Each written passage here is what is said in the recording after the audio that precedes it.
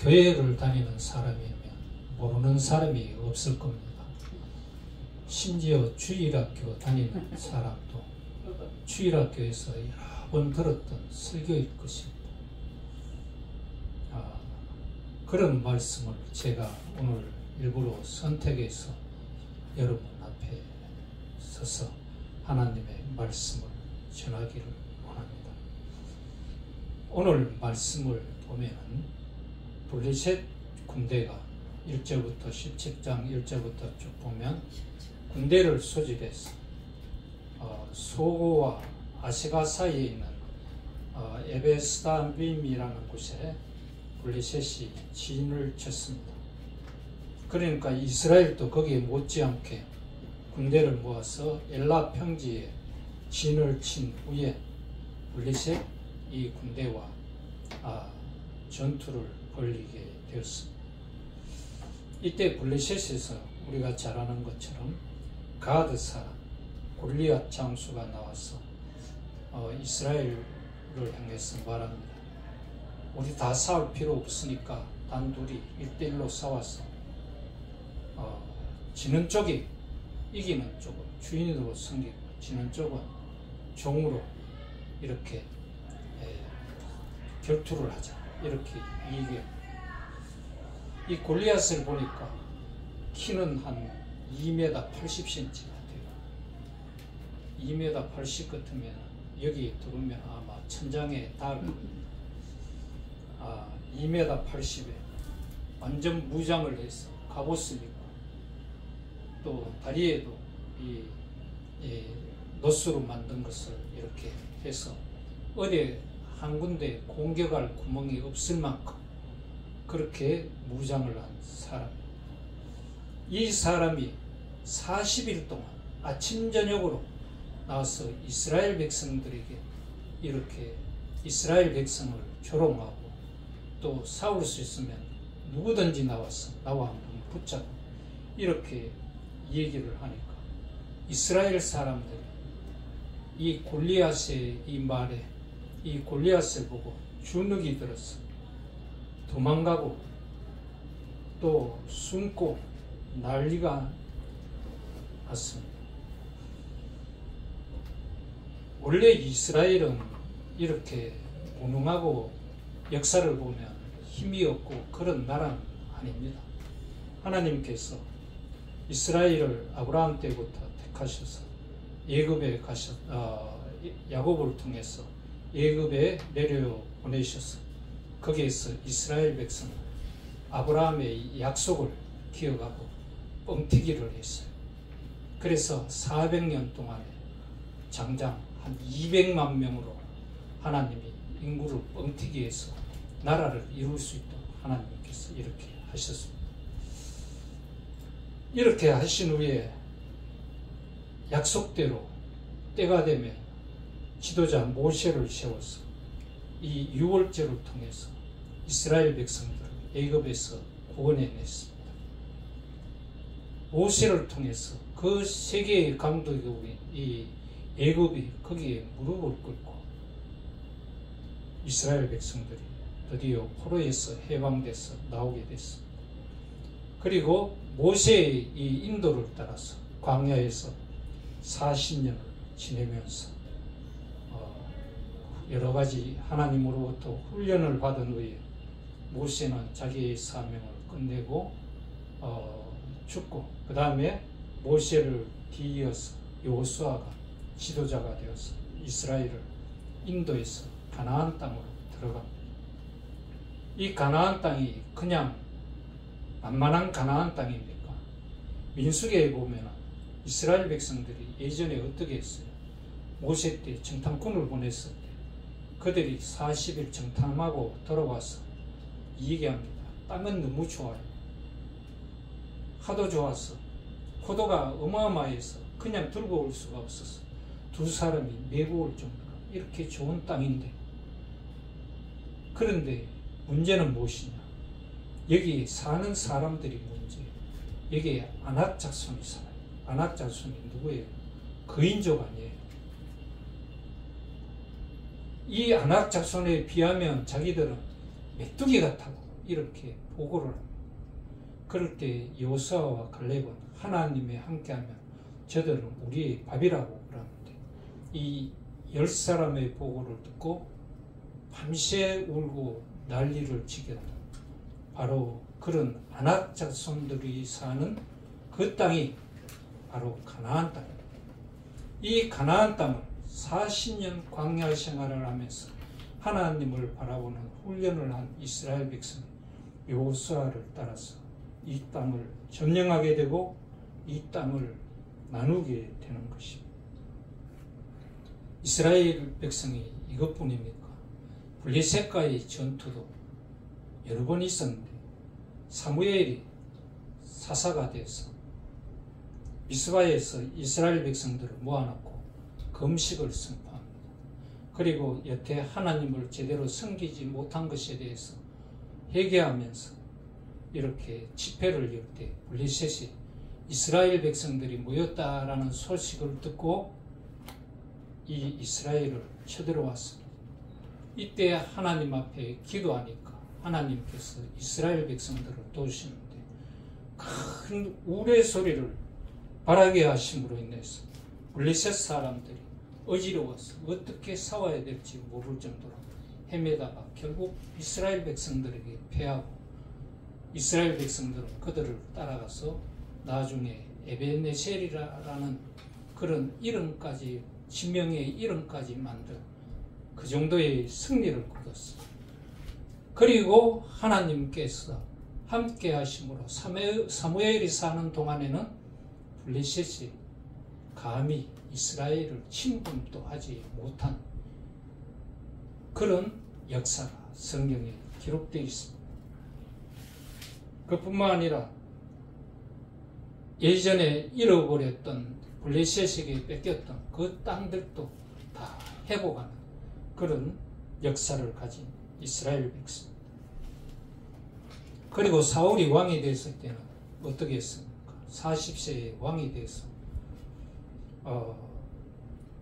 이 왕자에 오르니까 블레셋이 옛날 습관을 버리지 못하고 이스라엘을 노력하기 위해서 믹마스라는 곳에 와서 진을 치게 됐어. 이 이스라엘의 많은 이스라엘이 이 블레셋의 많은 군대를 보고 겁을 내고 도망가고 난리가 났어요. 성경에 보면은 백성들이 굴에도 숨고 수풀에도 숨고 바위 틈에 또 은밀한 곳에 웅덩이에도 숨고 심지어 요단강을 건너서 길앗 지방으로까지 도망하게 되는 이런 일이 바로 사울 왕 초기에 일어났습니다. 이때 요나단이 자기 병기던 이 자에게 우리가 올라가서 이 블레셋 사람을 치자. 하나님이 함께 하시면 우리가 능히 그들을 이기리라. 이렇게 얘기하면서 단 둘이 올라가서 블레셋 사람을 치게 됩니다. 그러니까 하나님이 함께 하시니까 블레셋 사람들이 자정질환이 일어났어요. 서로가 서로를 죽이고 그렇게 함으로 인해서 결국 이스라엘에게 큰 승리를 가진 바로 그 민족입니다. 그 백성인데 오늘 말씀에 보면 골리앗 하나로 인해서 이 사울의 군대가 너무나 빈약한 모습을 보여주고 있습니다.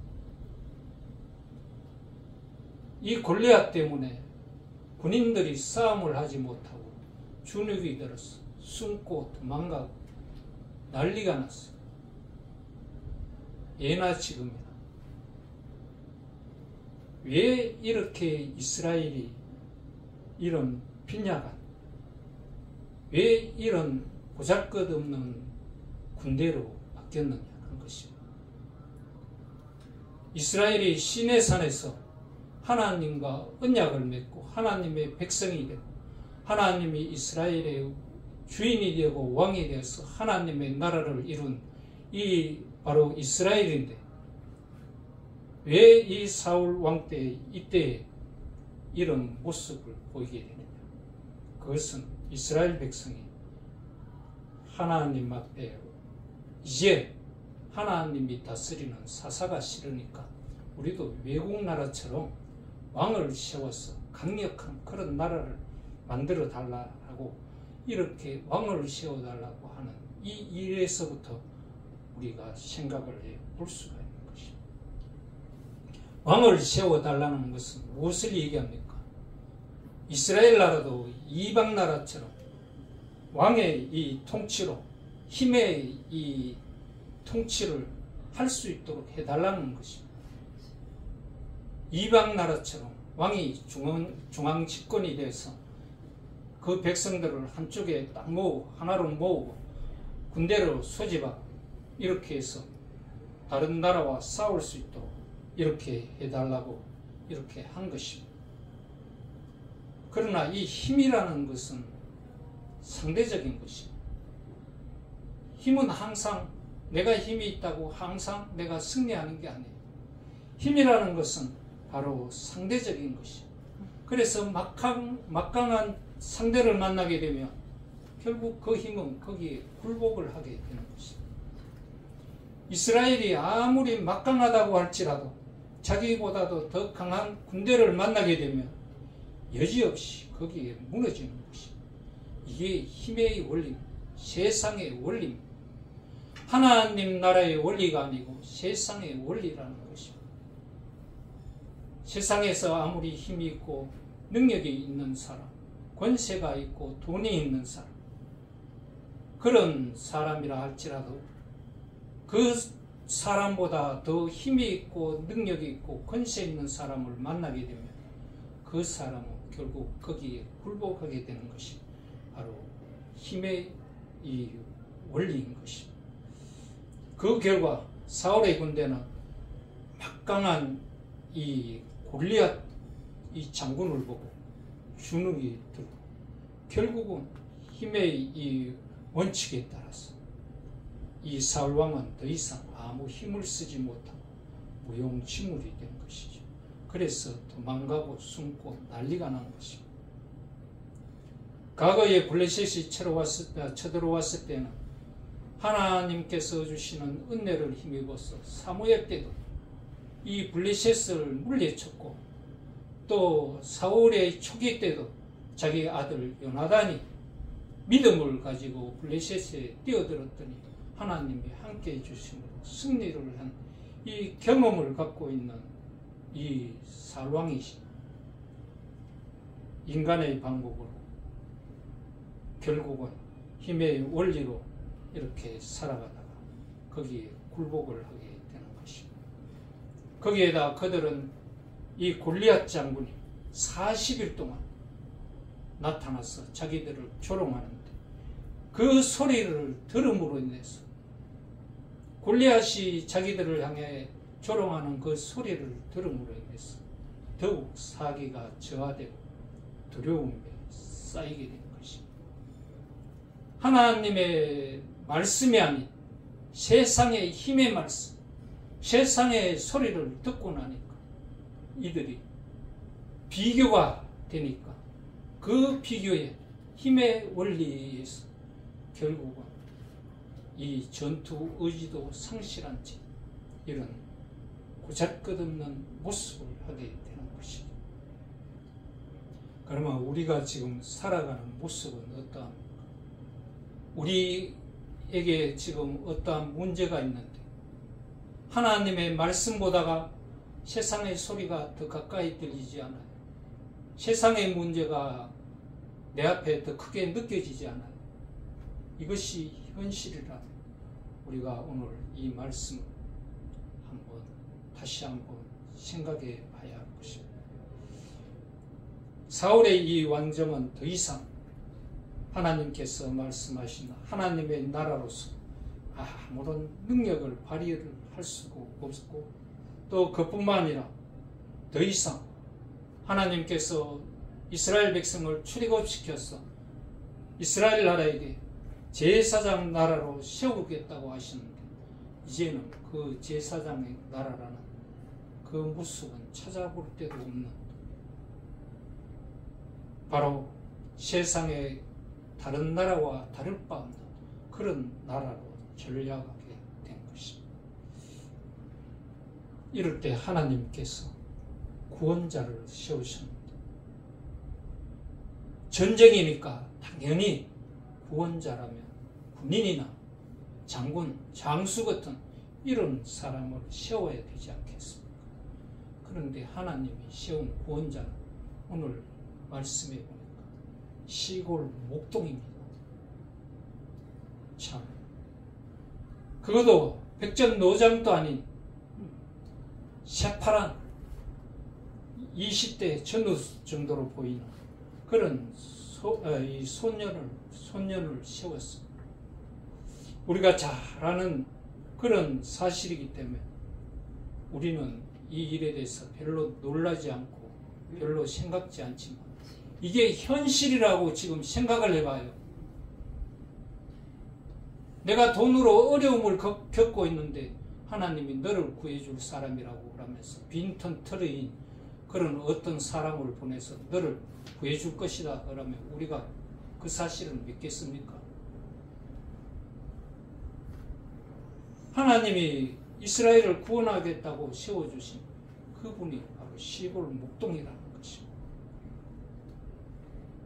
바로 다윗이 어떤 사람이기에 하나님께서 이 다윗을 이스라엘의 구원자로 세웠는지 우리가 한번 생각을 해보려고 하는 것입니다.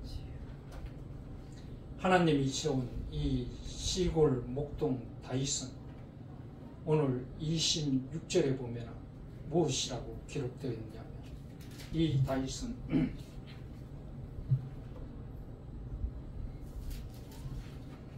26절에 보면 다윗이 곁에 서 있는 사람에게 말하여 이르기를 이 블레셋 사람을 죽여 이스라엘의 치욕을 제거하는 사람에게는 어떠한 대우를 하겠느냐. 이 할례 받지 않은 블레셋 사람이 누구이기에 살아계시는 하나님의 군대를 모욕하는가. 이렇게 얘기합니다. 다윗이 26절에 얘기하는 이 골리앗을 이 사람이라고 이렇게 부릅니다. 이스라엘 백성들은 지금 골리앗이 벌벌 떨면서 골리앗 이름만 들어도 지금 뜨는데 다윗은 골리앗이라고 이름도 불러주지 않아요. 그냥 이 사람이라고 이렇게 골리앗을 얘기합니다. 그러면서 할례 없는 블레셋 바로 할례 받지 못한 사람이라고 이렇게 얘기합니다. 그러면서 뭐라고 하느냐면 이스라엘 사람들은 이 블레셋 이 골리앗이 이스라엘을 모독한다고 이렇게 얘기하지만 다윗은 무엇이라고 하느냐면 사시는 하나님의 군대 이스라엘을 모독한다고 이렇게 얘기합니다.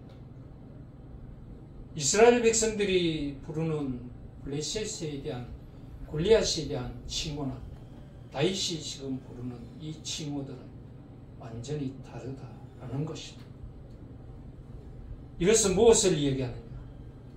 골리앗이라고 얘기하지 않고 이 사람이라고 얘기하는 것은 바로 다윗의 눈에는 골리앗이 이스라엘 군대를 모독하는 것이 아니라 이스라엘 군대의 주인이신 하나님을 모독하는 것으로 다윗은 보고 있는 것입니다.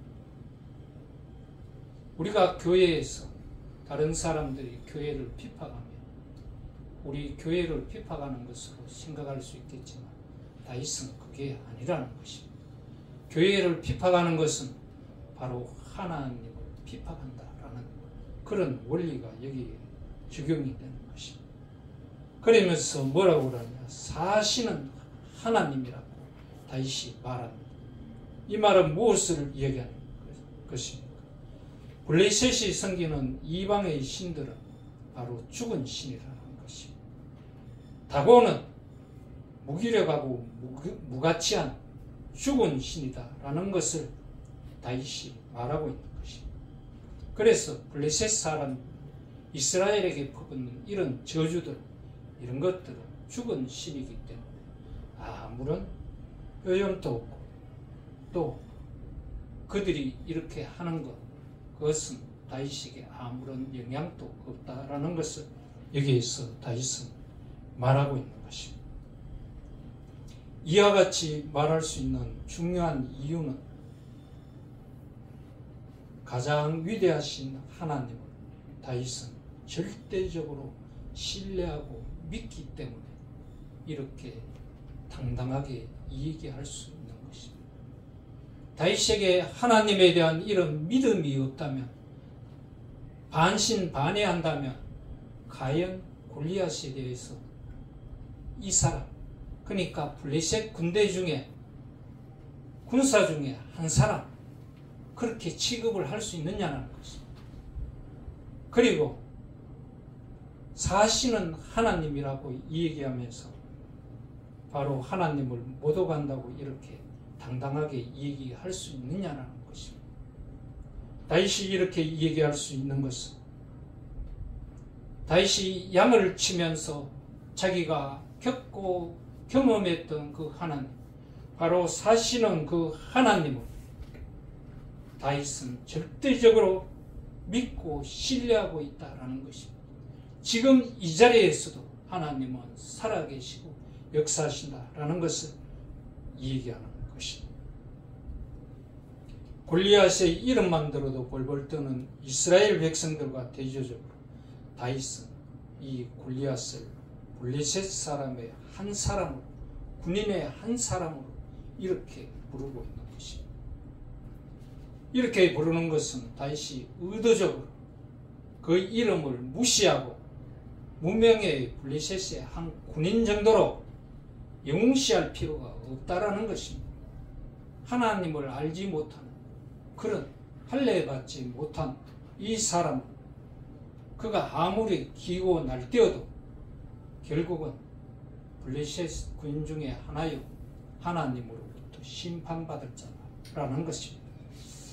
다른 사람들 보기에는 대단한 사람으로 보일지 몰라도 다윗의 눈에는 단지 하나님을 대적함으로 결국 심판을 받게 될 한 사람으로밖에 골리앗이 보이지 않는다라는 것입니다. 우리가 살아가면서 많은 어려움들을 겪을 때가 있습니다. 돈이 많은 사람이 나를 어렵게 한다든지, 목조이게 한다든지, 권력이 있는 사람들이 그렇게 한다든지, 그렇게 할 때 다른 사람들은 그것이 대단한 것 같지만 다윗과 같은 믿음을 가지고 이 일들을, 이 문제들을 바라보게 될 때 그 일은 별것이 아니다라는 것을 우리가 알아야 됩니다. 다윗이 이렇게 얘기하는 이 얘기가 사울왕에게 전해졌어요.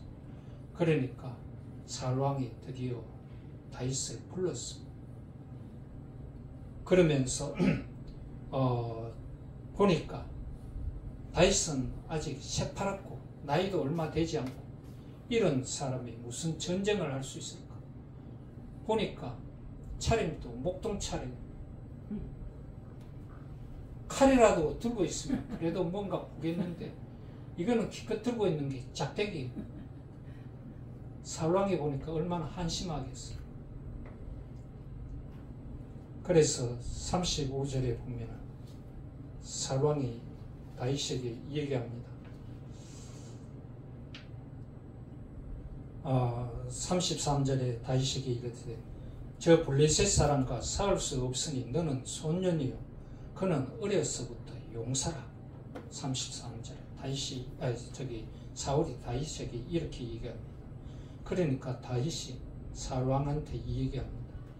나 아버지의 양을 칠 때 사자나 곰이 와서 내 양떼 중에서 새끼를 물고 가면 내가 그 입에서 새끼를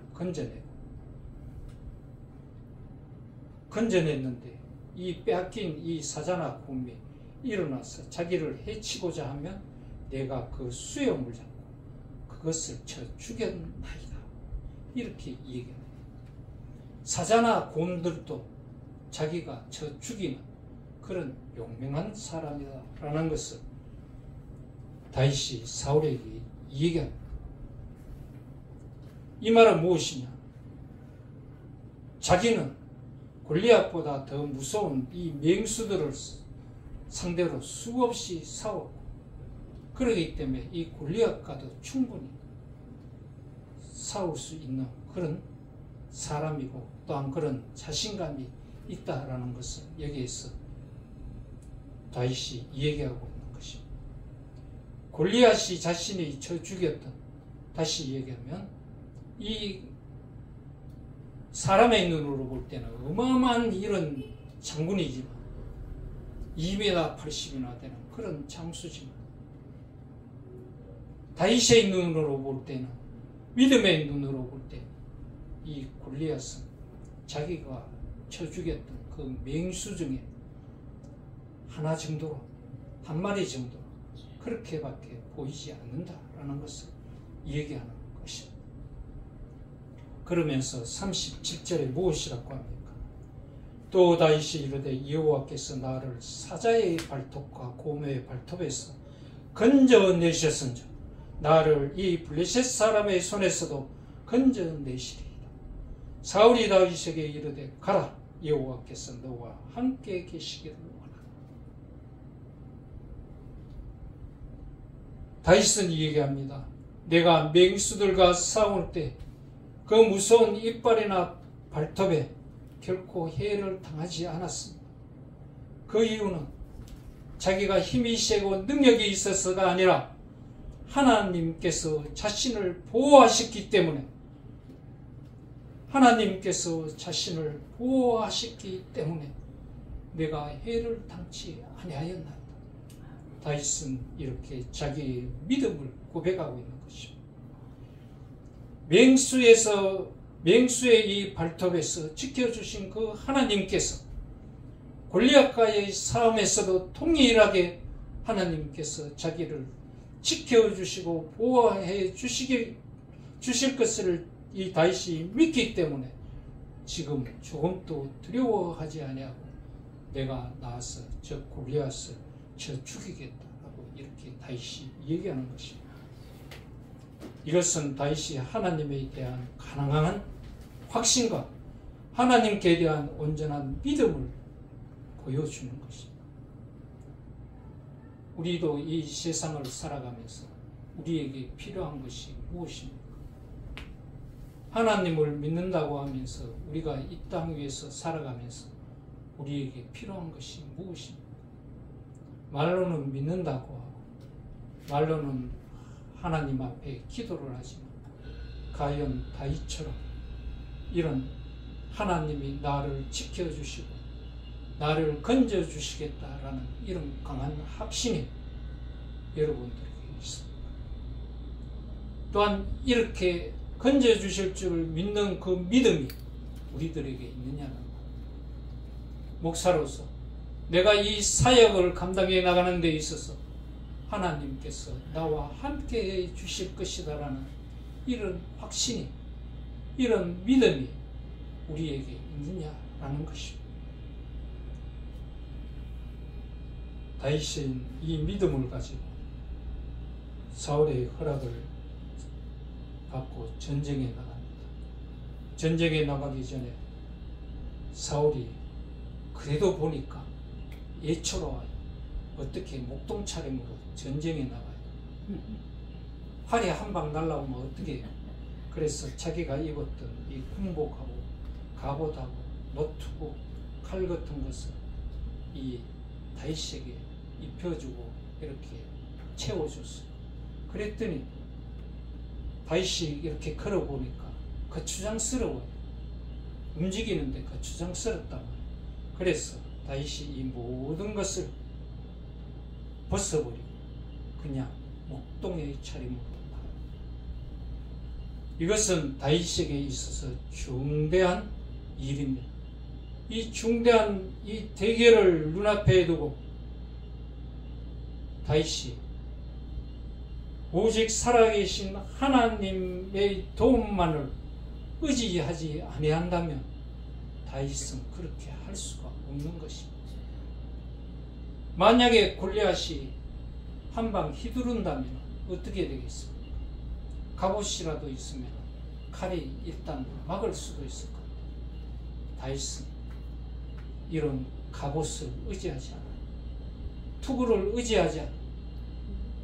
이 모든 것들을 벗어버리고 맨몸으로 자기의 차림으로 나갑니다.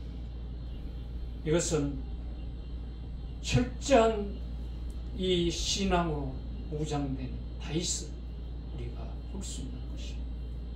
다윗처럼 신앙으로 이렇게 철저하게 무장된 사람은 어떠한 무기로도 이길 수 없다라는 것을 오늘 말씀이 우리에게 주고 있습니다.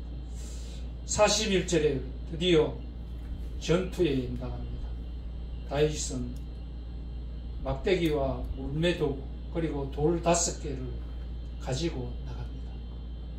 골리앗이 이렇게 보니까 자기가 이스라엘 백성 진 앞에 가서 40일 동안 그렇게 나와서 1대1로 싸움을 하자고 그랬는데 골리앗은 기대를 했어요.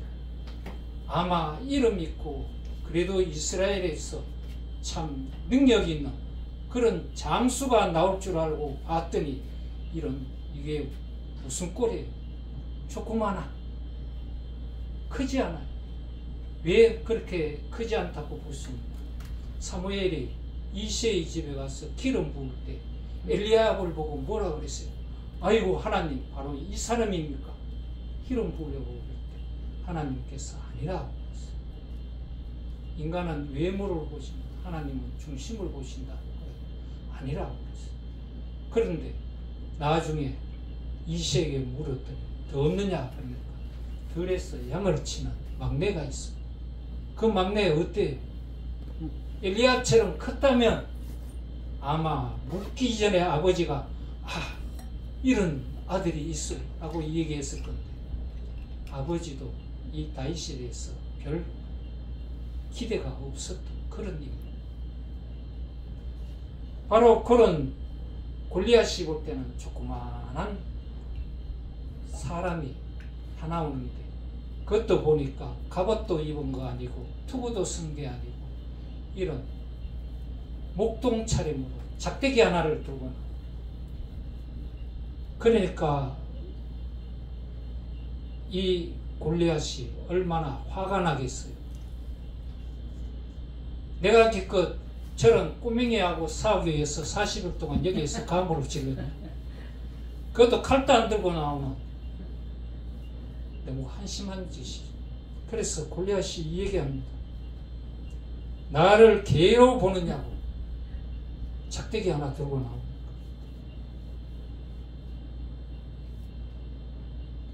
이 말은 골리앗이 뭐를 얘기하냐면 야 네가 여기가 전투하는 전투장이라면 칼이나 창 같은 걸 가지고 나와야지 작대기가 가지고 나온 너 바로 미친놈 아니냐 이 말이에요. 작대기 가지고 뭘 하려고 지금 이 전투에 대결에 나오느냐 그 말이에요. 그럴 때 그러면서 이 골리앗이 이 다윗에게 이 얘기합니다. 43절에 보면 블레셋 사람이 다윗에게 이르되 내가 나를 개로 여기고 막대기를 가지고 내게로 나오느냐 하고 그의 신들의 이름으로 다윗을 저주하고 있습니다. 그러면서 그 블레셋 사람이 또 다윗에게 이르되 내게로 오라 내가 내 살로 공중의 새들과 덜 짐승들에게 주리라 이렇게 얘기할 때 다윗이 무엇이라고 합니까? 그 블레셋 사람에게 이르되 너는 칼과 창과 단창으로 내게 나오라 나는 만군의 여호와의 이름 곧 내가 모욕한 이스라엘 군대의 하나님의 이름으로 내게 나간 다윗은 이렇게 얘기합니다. 바로 만군의 여호와의 이름으로 나간다는 것입니다. 만군의 여호와의 이름이라는 것은 바로 무엇입니까? 만군의 여호와라는 것은 바로 이스라엘 군대의 머리가 되신다라는 것입니다. 이분은 바로 어떤 분이냐? 만군의 여호와라고 할 때 모든 세력이나 군대 또 하늘 우주 지상을 관할하는 하나님의 우주적인 통치권을 얘기하고 말할 때 사용하는 그런 용어인 것입니다.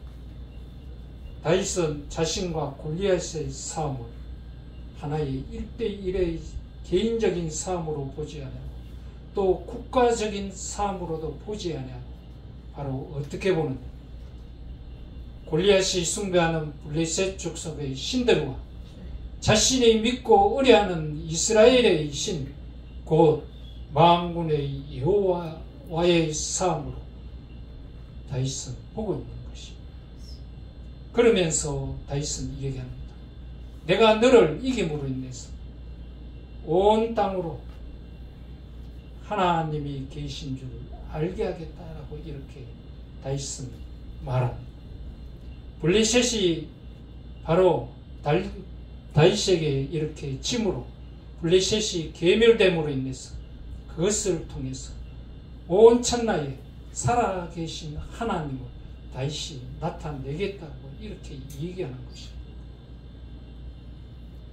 그리고 47절에 보면 또 다윗이 무엇이라고 얘기합니다. 여호와의 구원하심과 구원하심이 칼과 창에 있지 아니하면 이 무리에게 알게 하리라. 전쟁은 여호와께 속한 것인즉 그가 너희를 우리 손에 넘기리라. 이렇게 얘기합니다. 전쟁이라는 것은 우리가 알기로는 훌륭한 무기로 싸우는 것으로 우리가 생각할 수 있습니다. 우리가 잘 아는 지금 우크라이나, 러시아하고 싸움, 이스라엘이나 이란 이런 나라의 싸움을 보면 최신형 무기들이 날아다닙니다. 그러면 미사일들이 날아오면 그걸 또 격추시고 그렇게 우리가 알고 있지만 다윗은 그것이 아니다라는 것을 이야기하고 있습니다. 칼 한 자루도 없이 단지 돌멩이를 가지고 싸워서 이겼다는 것은 바로 전쟁은 인간에게 있는 것이 아니고 무기의 칼과 창에 있는 것이 아니라 바로 하나님께 있다라는 것을 다윗이 증명해 보이겠다고 이렇게 얘기하는 것입니다. 그래서 다윗이 드디어 전투에 임하게 됩니다. 이 골리앗이 다윗에게로 오고 다윗은 이 골리앗을 향해 빠르게 달려가면서 물매에 돌을 넣어서 던졌더니 그 돌 하나에 골리앗이 맞고 쓰러졌습니다. 우리가 여기에서 한번 생각해 볼 수 있는 것은 돌 하나로 돌멩이 하나로 이 골리앗을 쓰러뜨렸다라는 것은 다윗의 실력이 좋은 겁니까? 아니면 골리앗이 방심한 겁니까? 온 천지 머리에는 투구를 쓰고 갑옷을 입고 맞힐 곳이 없는 그 골리앗에게 다윗이 그것도 큰 돌이 아닌 요만한 돌멩이 하나로 골리앗을 맞춰서 골리앗이 쓰러졌다라는 것. 우리가 무슨 게임 같은 거 우리나라의 최고 활을 잘 쏜다는 그런 양궁 이 선수들이 활을 쏴요. 그러면은 정확하게 그 딱 10점 딱 맞추는 일들도 우리나라의 양궁 선수들이 참 힘드는 것을 우리가 볼 수 있어요. 그런데 다윗이 이거는 견주는 게 없어요. 물면은 돌려서 놓는 거니까. 활은 조종하는 게 있고 총도 이렇게 조종해서 딱 이렇게 겨눠서 쏘면 되는데 물면은 그런 게 없단 말이에요. 그런데 이거 한 방으로 탁 맞춰서 골리앗을 이겼다라는 것은 다윗의 실력도 아니고 골리앗이 방심해서 맞아서 쓰러진 것도 아니라 다윗이 고백한 대로 하나님이 자기를 지켜주시고 도우심으로 인해서 일어난 기적이라는 것입니다. 그냥 이긴 것이 아니라 하나님이 함께 하시는 기적이라는 것입니다. 기적이라는 것은 믿음으로 행할 때 이 기적을 맛보는 것입니다. 이 골리앗은 방패가 없어요. 전쟁에 적군이 수많은 화살을 쏘면 이 방패로 그 화살을 다 막는데 어찌 다윗이 던지는 돌멩이 조그만한 거 요거 하나 막지 못했어. 우리가 이런 일들을 한번 생각해 볼 때 이것은 바로 하나님의 도우심이 하나님께서 함께 하신 기적인 것입니다. 바로 이 골리앗이 땅에 엎드려진지라 무엇이 기억납니까?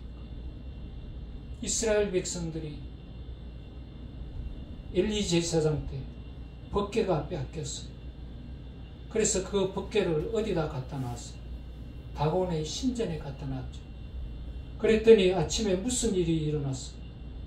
이 하나님의 법궤 앞에 다곤의 이 신상에 목이 부러진 채 그 하나님 법궤 앞에 엎드려져 있는 그것을 우리가 기억이 날 것입니다.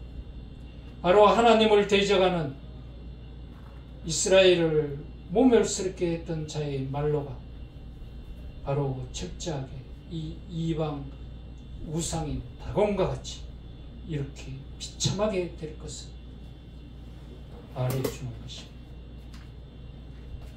오늘 이 말씀은 블레셋과의 전투를 이야기하는 말씀은 아닙니다. 이 전투를 통해서 오늘 이 말씀, 이 전투를 통해서 우리에게 말씀해 주고자 하는 것은 바로 살아 계셔서 역사하시는 하나님이 함께 하시는 자가 누구인가를 우리에게 말씀해 주고 있는 것입니다. 또한 하나님 나라의 백성은 어떻게 살아야 하느냐라는 것을 우리에게 말씀해 주고 있는 것입니다. 그것은 바로 다윗과 같이 하나님에 대한 강한 확신과 하나님에 대한 온전한 믿음인 것입니다. 이 믿음은 어디에서 나오는 것입니까? 바로 다윗이 양을 치면서 하나님만 바라보고 살았기 때문에 바로 이런 믿음이 나오는 것입니다. 맹수에서 지켜주신 하나님이라고 이렇게 다윗이 고백하는 것은 자기가 목동을 하면서 그 맹수와의 싸움을 할 때에도 하나님께서 함께 주셨다라는 것입니다. 다시 이야기하면 다윗은 하나님을 바라보면서 양을 쳤다라는 것을 얘기합니다. 그러기 때문에 하나님께서 이 다윗을 맹수로부터 보호해 주셨다라는 것을 말씀해 주고 있는 것입니다. 하나님만 바라볼 때 나는 할 수 없지만 내가 믿고 의지하는 그 하나님은 바로 천지 만물을 창조하시고 주관하시는 하나님이시기 때문에 나는 할 수 없지만 그 하나님께서 만군의 여호와 하나님이 되셔서 이 모든 일들을 이루어 가신다라는 것을 우리가 믿으시기를 바랍니다. 아브라함이 이삭을 드릴 때에 머뭇거리지 아니하고 아브라함이 하나님 앞에 이삭을 드릴 수 있었던 것은 이삭이 만약 아브라함이 이삭을 바라봤다면 이삭을 드릴 수 없었을 것입니다. 그러나 아브라함이 하나님을 바라봤어. 그랬더니 아브라함이 생각이 납니다. 나도 늙어 자식을 낳을 수 없고 자기 부인 사라도 90이 넘어 자식을 낳을 수 없는 그런 늙은 몸에 하나님께서 자식을 주셨는데 내가 이 아들을 하나님 앞에 드리면 낳을 수 없는 그런 우리 몸에서 하나님의 기적으로 자식을 주셨는데 이 자식을 다시 살리실 하나님으로 이 아브라함이 믿었기 때문에 주저함 없이 드릴 수 있었던 것입니다. 그래서 히브리서에 말하는 것이 다시 살리실 줄을 믿었기 때문에 하나님 앞에 드렸다라고 이렇게 말씀을 하고 있는 것입니다. 하나님만 바라본 다윗은 맹수와 그 맹수와 이렇게 싸워서 이길 수 있었던 것은 바로 하나님만 바라보았기 때문입니다. 하나님이 함께 하셨기 때문에 바로 아브라함이 다윗이 이 맹수를 이길 수 있었고 또 이 골리앗을 이길 수 있었던 것입니다.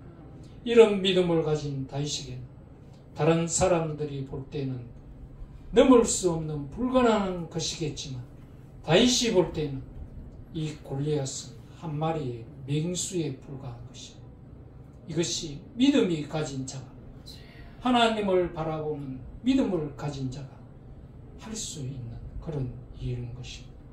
성도 여러분, 근심 걱정이 있습니까? 나에게 해결할 수 없는 문제들이 있습니까? 이것을 세상의 눈으로, 세상의 원리로 바라본다면 우리는 해결할 수 없습니다. 세상의 소리를 기울이면 우리는 절망과 낙담할 수밖에 없습니다. 그러나 다윗처럼 하나님만 바라보고 문제를 바라보지 마시고 하나님을 바라보실 때 바로 하나님께서 이 모든 것들을 해결하실 것입니다. 골리앗은 말합니다. 진자는 이긴 자의 노예가 되어야 한다고 이렇게 얘기합니다. 즉 이스라엘의 주인은 누구이냐라는 것입니다. 여러분의 주인은 누구입니까? 바로 내가 내 자신의 주인입니까? 아니면 세상의 힘이 나의 주인입니까? 권력입니까? 권세입니까? 아니면 돈이 나의 주인이 되는 것입니까? 여러분들은 무엇을 따라 살아가는 것입니까? 나의 주인은 누구입니까? 우리 통성으로 오늘 말씀을 기억하면서 내가 사울처럼 이렇게 살았다면 하나님 앞에 회개하는 그런 시간을 되시기를 바랍니다. 그리고 다윗처럼 하나님만을 바라보는 믿음의 사람들이 다 되시기를 기억하면서 우리 통성으로 기도드리겠습니다. 같이 기도드리겠습니다.